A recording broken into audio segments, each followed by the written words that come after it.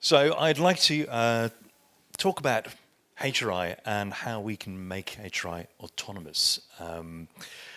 And let's start with a quote by a famous person. So Rodney Brooks was caught saying, almost anything interesting that happens with robots involves people. And I think we couldn't agree more. Now, he was talking about robots in warehouses, but I'm specifically interested in social robots, so robots that have this kind of social connection, social interaction with us. And we can use these robots in different settings, education, care for the elderly, hospitality, retail settings, in healthcare. And I'd like to give you just one example of what we typically do in educational settings. So robots, robots in education, they've been around for a while. Yeah? And the reason for having robots in education is that education is changing. It doesn't look like this anymore. We've got a changing educational landscape. So the demographics are changing. There's greater diversity in the classroom. Yeah? There used to be a time where everyone used to come from the same village. That isn't the case anymore. But also school budgets are shrinking in real terms. So there's less money to provide a higher quality of education. There's more pupils per classroom. And there's this insistence on personalization. We want the kind of the educational offer to be tailored to the individual. Now, teachers can't do that anymore. It just, a teacher teaches to the average of 20, 25, 30 children in the classroom, and they can't individualize, they can't personalize what they do to each child. Now, robots could do that. So you could imagine that every child gets their own personal robot, or at least gets some access to a personal robot during the day. And this robot can provide one-to-one tuition. And the robots can not only help you with learning, they can also take care of effective outcomes. So outcomes that have to do with your attitudes towards teaching. How much did you like doing your exercises? Would you like to do more at home? Would you like to learn more? And what we know by now is that the physical presence of the robot matters. You could say like, hey, couldn't we do the same on a computer screen or on a tablet? Yeah, we've got this software that can give this one-to-one experience. Yes, but apparently the 2D representation of what you see on screen isn't as powerful as a 3D tangible social interaction. Now, this idea isn't new. When we did a review, we even found papers from the early 90s where they compared the educational technology at the time, the tape recorder, against a robot that you could buy then in a toy shop. And they found that when both the robot and the tape recorder played a lesson to children, that children learned more from the robot. Absolutely fascinating, yeah. Identical content, but played by the robot, and children recall more from the robot. The teacher in this study, as in all studies, I should stress, still is better than either the robot or any other technology. Humans are kind of unrivaled as teachers, but robots are getting close. And when we did a review study, we noticed that when you compare what a robot teaches to what you can achieve with alternative technology, like a tablet, for example, that the learning outcome has an effect size of 0.70, and the affective outcomes, like how positive the children are towards the teaching or how many more exercises they like to do, has an effect size of 0.59. Now, that is still a bit abstract, so to put that into perspective, if you compare a human one-on-one tutor to class-based education, the effect size there is 0.79.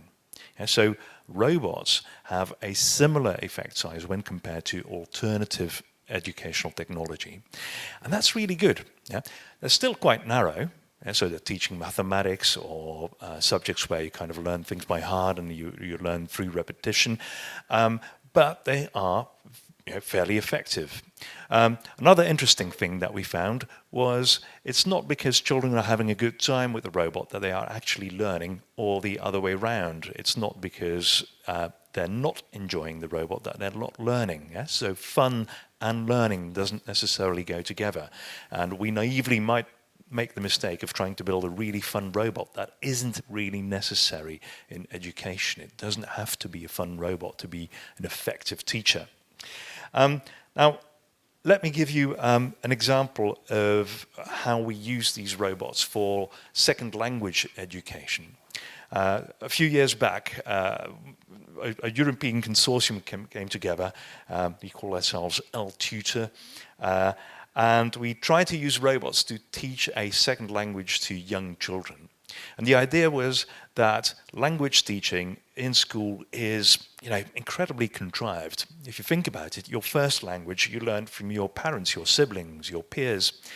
And then in school you often learn a second language, and it's entirely artificial the way in which you learn that language. You learn lists of vocabulary, and you learn grammar and exceptions to the grammar and exceptions to those exceptions, and you never really have an interaction.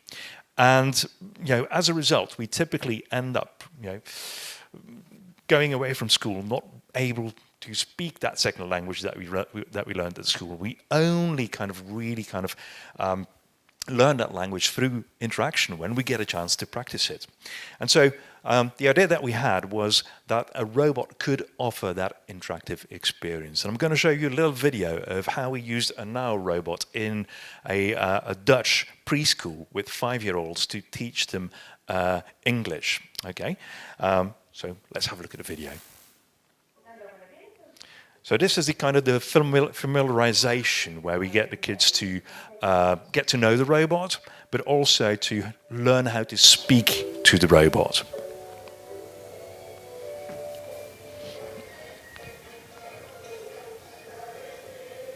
Dat was leuk. Laten we het spelletje doen. Doe mij maar na. Ik hoor het beste als je recht voor me ziet. Ja. Ik versta je niet. Hallo, Robin. Ja. Hallo, nu kan ik je goed horen. Leuk. Ik ben een beetje net. Ik ga klussen. Doe jou nou in. Ze zit al in de robot in elkaar en weer gaat spelen. Ja, ik heb natuurlijk al vaker gespeeld, hè, dat door in de robot. Hallo, Creepy. Het is tijd voor een nieuw spelletje. De haai. The monkey is behind. The train. The monkey is behind the tree. Dat heb je knap gezegd. The monkey is running. The monkey is running. Super, the bird is flying. The bird is flying. Flying. Flying.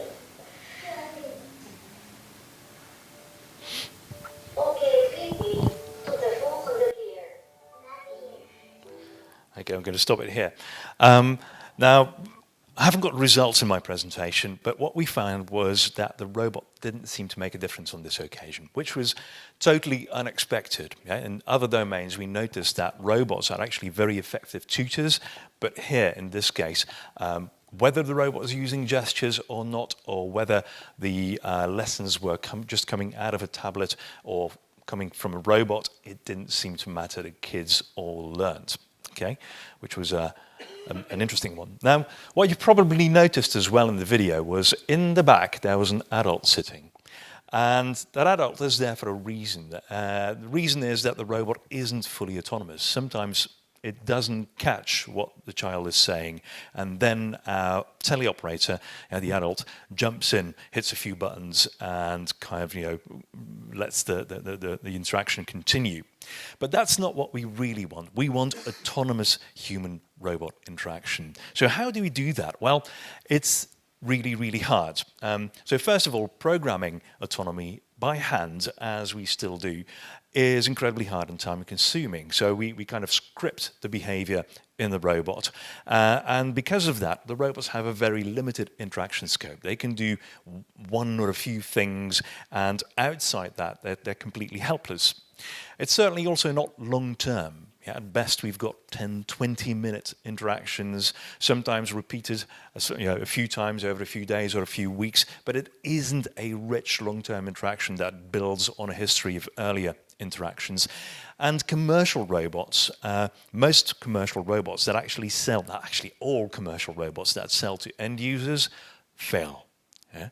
Jibo, Vector, Cosmo, and I'm going to make a bet. Yeah, Astro, released by Amazon, they're going to fail. Yeah? So how do we move beyond that? I don't really know, yeah? But bear with me, I've got some ideas. First of all, let's see what we do in research. So in research studies, if you check how robots are controlled, about half of them are still wizarded. Yeah? Half of our research studies have wizarded robots. Now, on the one hand, it makes sense. Yeah? Building an autonomous robot is expensive, or sometimes it's not even possible. And so it makes sense to kind of have a wizard act as a stub to quickly arrive at a prototype that you can push out and evaluate. But that's not really what we want. We want AI. We want autonomous systems. We want social robots that do things for themselves. And it's a very ambitious dream that started more than 70 years ago. I think kind of this seminal paper by Turing is the starting point. And already then we were incredibly ambitious. John McCarthy said that every aspect of learning or intelligence could be written down in rules, and so we could program that into a computer and build this intelligent computer. Or Marvin Minsky believed that within a generation, the problem of creating AI will be substantially solved. And we all know what happens, yeah? Yes, there were some successes along the way. We built computers that could beat anyone at chess, and we have computers that can draw pictures of astronauts and horses. But it isn't really this AI, this social autonomy that we were dreaming of. So where are we really, okay? And I'm going to break it down into input, action selection, the bit in the middle, and output. So let's have a look at input. It's actually going quite well there. Okay, there's interesting things happening. Computer vision has just come in leaps and bounds. But for many of our applications, and so for example, for the application of children talking to robots, we need to rely on speech recognition. Now, if you believe the press releases of the major companies, then speech recognition is a solved problem. We have superhuman speech recognition by now. So computers are better than people at transcribing speech. But is that really the case? Is that your experience? It certainly isn't my experience, and it certainly isn't the case for atypical populations. So if we're using speech recognition for elderly people, for children, for people with a particular dialect, for languages that are smaller languages and that didn't receive so much investment, we notice that the performance drops.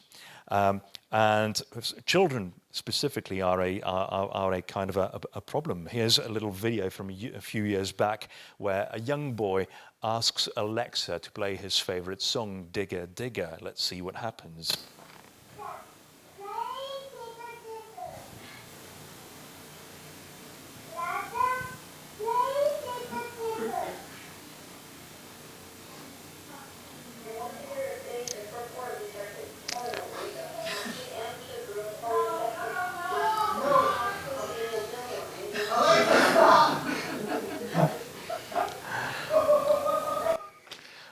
So I actually fed that sample into Amazon's speech recognition engine, and Amazon misunderstands Digger, Digger for Dick, Dick.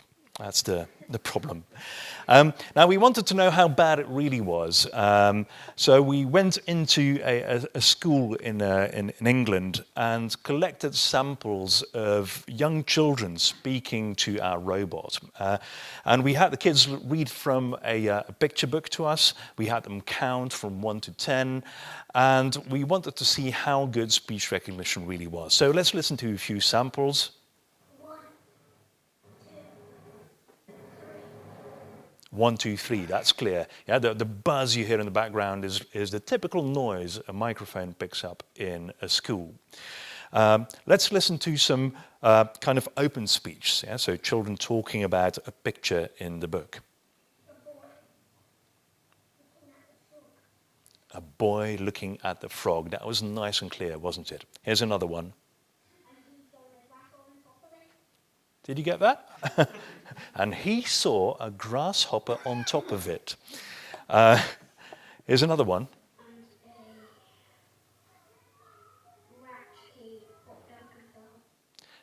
And a rat came popped out of the hole. Now, what we get here is real speech, not children reading. And in a real speech, there are disfluencies, repetitions, hesitancies, and speech recognition really struggles with that. So we fed this through a number of speech recognizers at the time, and the Google one was the best one out there. And depending a bit on what kind of speech we fed to it and how we counted the errors, we noticed that between 6 and 38% of the words were correctly recognized. So meaning that at best, 4 out of 10 words are really recognized. And that's bad. And this was a while ago. This was in 2017. But it hasn't improved. Yeah? It improved a little, but not enough to really have open speech recognition. Now, I'm not saying that this isn't going to be a solved problem. I think if you throw more data at it, this might be a solved problem. So it's very likely this is going to happen because it worked for adult speech. But as it is now, if we're trying to build autonomous interaction now, we can't do it because we haven't got the input. And the input is important because it helps the robot decide on what to do next. And that brings us to action selection. So what do you do next if you see something happening in your social environment? And that brings me to the slides that Séverin already showed. You could script the behavior of a robot, but you're never going to capture absolutely everything that you want. So it's better to let the robot learn its social behavior.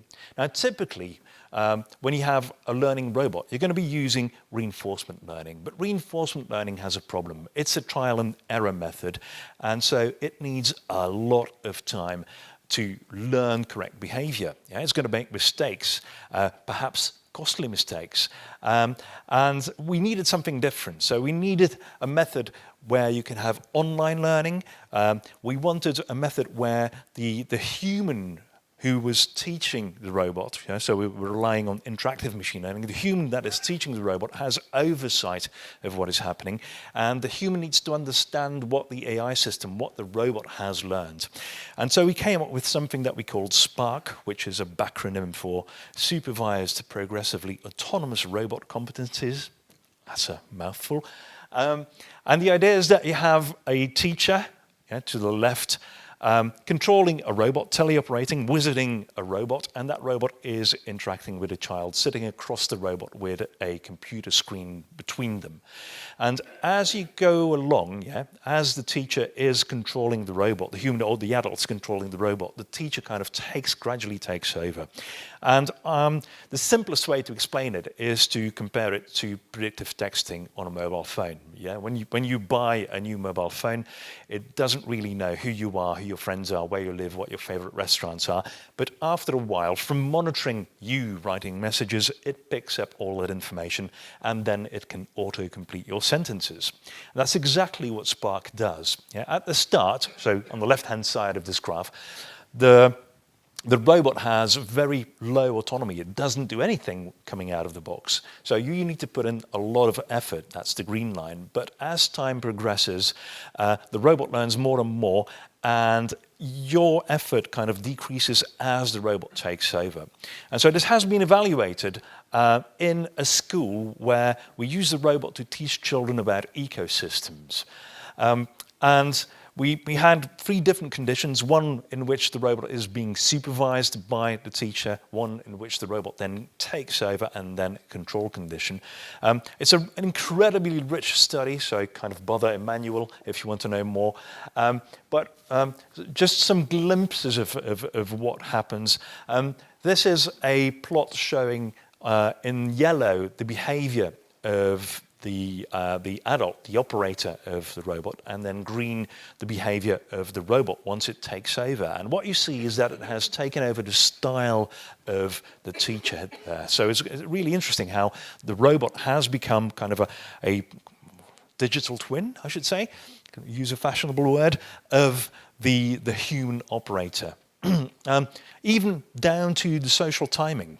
So if the robot, if the teacher waits a few seconds before praising or before helping, then the robot takes over that same social timing. So it's absolutely fascinating how this robot, with fairly little effort and no programming knowledge by the teacher, becomes a robot copy of that teacher.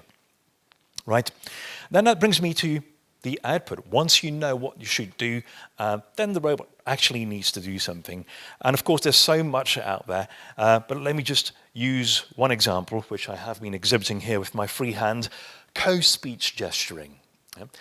When we talk, we all gesture. We can't help ourselves. Even when we're on the phone and no one is watching, our free hand is gesturing. And it's important. It's not only important to us to help us structure our thoughts, but it's also important to the people observing us. It helps them understand our message. But how could robots do this? Now, the typical approach was to completely script that, or to let the robot do random things with its hands. But now we have machine learning methods, sequence-to-sequence models, that can do this from data. And typically, we'd use data, high-quality data of people speaking, like TED Talks, where someone is standing on stage, is being filmed with high-quality cameras. The talk is subtitled. We can extract those subtitles, so we have the text. We also have the audio, and we can use pose models to extract what people are doing. And then we map that onto a robot, and this is then what it looks like. Gestures with stick figures. The same model is applied to the humanoid robot by converting 2D poses to 3D poses and retargeting to a humanoid robot. It probably looks a bit unnatural, and the reason is that the robot is too slow. We are incredibly fast with our hands, so they had to slow down the speech to match the slowness of the electric motors of now. But how's that going? Well, actually, it's going quite well. So last week, Peter Wolford from my team and some others held a challenge, the GENIA challenge, which stands for Generation and Evaluation of Non-Verbal Behavior for Embodied Agents. And what they do is they make a data set available of a recording of a human actor speaking for 18 hours. And then people competing in the challenge are asked to build a model to generate gestures for speech, of course, which they have not had access to. And then they use the same evaluation methods, subjective evaluation methods, to rate the different entries into the challenge. So let's have a look at the results. What you're going to see here is one video is going to be a recording of a human actor. The other video is going to be one of the models generating motion. Yeah, I don't know. They make it as such, but yeah, it's interesting because you don't see that it's ever. So yeah, I don't know. They make it as such, but yeah. It's interesting because you don't see that it's ever. So. Can you spot the difference? You can't almost, can you? You think you could? I don't know which one is which actually. You think? Go on, let's. They make it as such, but yeah, you don't see that it's ever. So, yeah, I don't know. They make it as such, but yeah. It's interesting. Could be. The thing is, when we asked our raters, they couldn't see it. They could not see it. It was complete chance. Yeah? I don't know. But there's a brilliant paper on it, yeah? And I can't. Oh God, I haven't got time for the details. But what we see is that the naturalness of the gestures now surpasses that of recordings of people. But the appropriateness, so how well do the gestures match to the meaning of the speech, it's still not good. Yeah? There's a lot of improvement still there.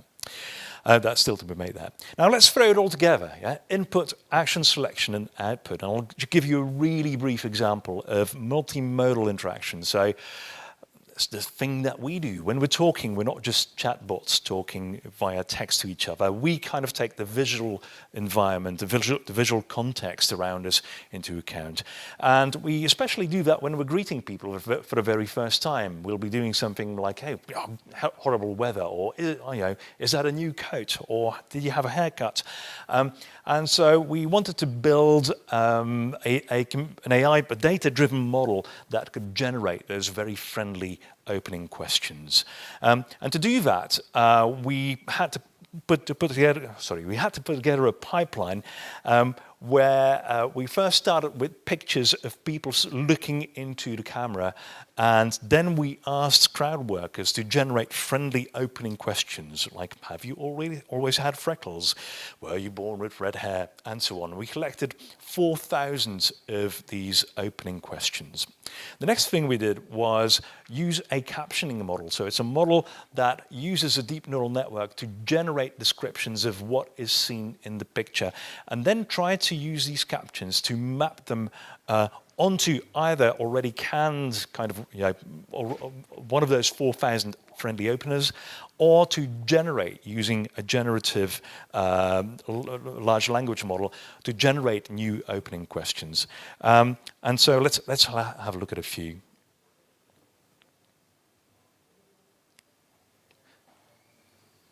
So here the robot asks about earrings, and that's correct. Yeah, it really spotted that this lady has earrings. The robot comments on the red jumper. This person is wearing glasses, and the robot has spotted that. Yeah, sees that the robot is asked for something salient. Even if you do things that are really not in the training set, yeah, the robot picks it up and will ask about the necklace. So really cool, it works.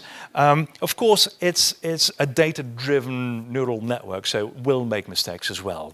We've got gentlemen in the lab with long hair, and the robot will invariably ask about their lovely earrings, even if they haven't got earrings, because it associates long hair with earrings. Now, HRI, to wrap up, I think HRI is an absolutely fascinating AI problem because it is brain complete. Yeah? Social multimodal interaction kind of makes your brain light up like a Christmas tree. Everything, every cognitive faculty is active when you are engaging in a social interaction.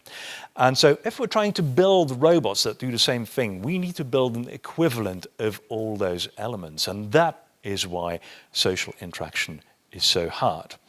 And still, it's worth doing, not only because we can build robots to help, the elderly or to use in education, but also because it helps us answer really big questions. What is human intelligence, or perhaps what is human cognition? And what does social cognition contribute to our human intelligence? As Matt Lieberman says, social cognition is our superpower. Yeah? If you compare what we can do to other primates, then for physical tasks, we're as good as chimpanzees or orangutans. But when it comes to social tasks, we are unique. We are unique as a species. We are the social species that evolved for, a million years to be this ultimate social animal. And I think it really not only kind of makes it really interesting to build robots that are social, but also helps us understand our own sociality. It helps us understand ourselves. And so to kind of wrap up, I think that social robotics is really one of the most formidable AI challenges, perhaps the most formidable AI challenge. And the great thing about it is, and that's why I enjoy social robotics, is because you need to work across disciplines. You can't be siloed. You can't be just a computer scientist or an electromechanical engineer or a machine learning engineer or a designer. We need to work together. And it's hard to get right. And the reason why it's hard to get right is not only because it's difficult, but because we are very critical judges when it comes to social interaction. We are so good at social interaction that the moment it goes wrong in the machine, we pick it up, we notice it. And I'd like to, as I'm the last speaker, I would kind of like to thank the people of Naval Labs in INRIA for inviting us all. And I'm sure I speak on behalf of everyone that this was an amazing get-together. So thank you very much. Thanks.